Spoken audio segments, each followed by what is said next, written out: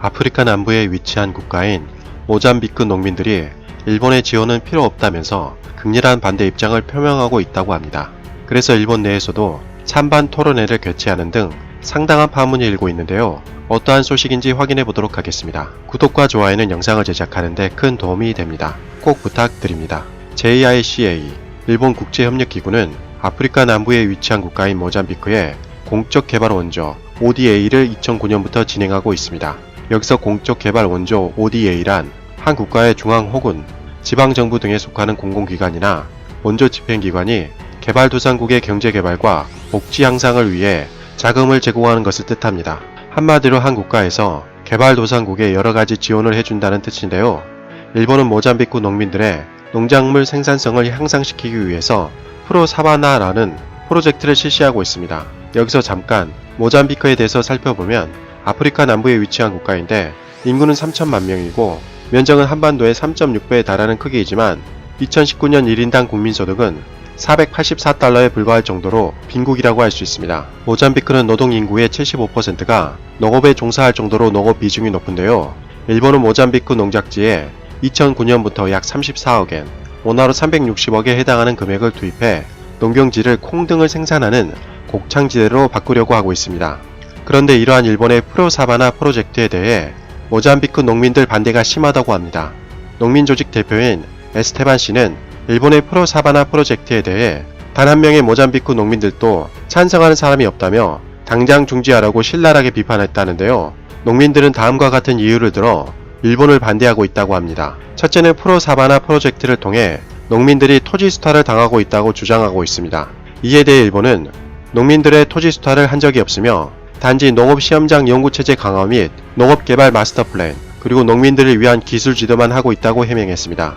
둘째는 일본이 프로사바나 사업을 일방적으로 모잠비크 지역 주민들에게 통보만 하고 시행했다는 것이죠. 그래서 모잠비크 농민들은 토론에도 참여할 수 없다고 호소했습니다. 만약 사실이라면 상당히 오만한 자세인데요. 아무리 원죄라고 하지만 지역 주민들의 의견을 청취하는 것은 기본 중의 기본입니다. 그것을 아마도 제대로 하지 않은 것 같습니다. 이에 대해 일본은 각종 설명회를 열어 정보를 제공했다고 해명했습니다. 자료를 찾아서 확인해보니 2012년부터 2016년까지 대략 91회에 걸쳐 총 5,500명이 참가하는 설명회와 토론회를 열었고 1,800명 농민들과 인터뷰를 시행했다고 합니다. 모잠비크에 정말 많은 농민들이 있는데 턱없이 부족한 숫자처럼 보이네요.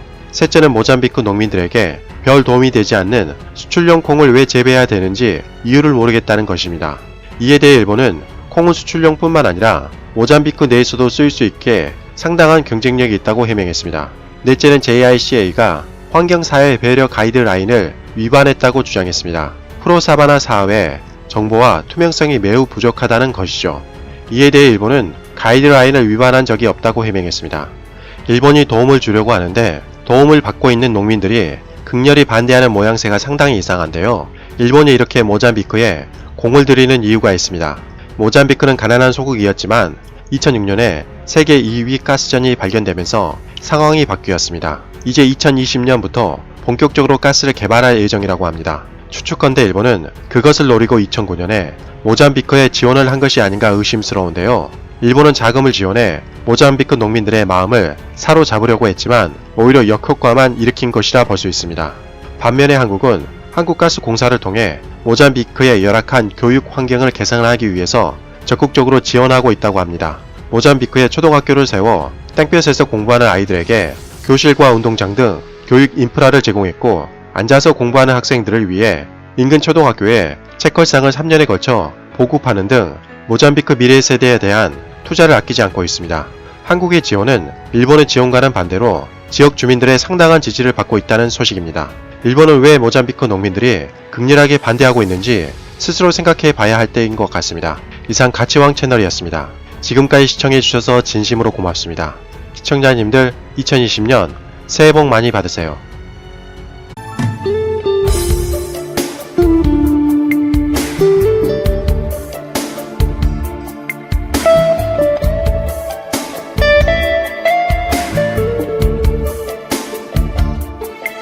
you.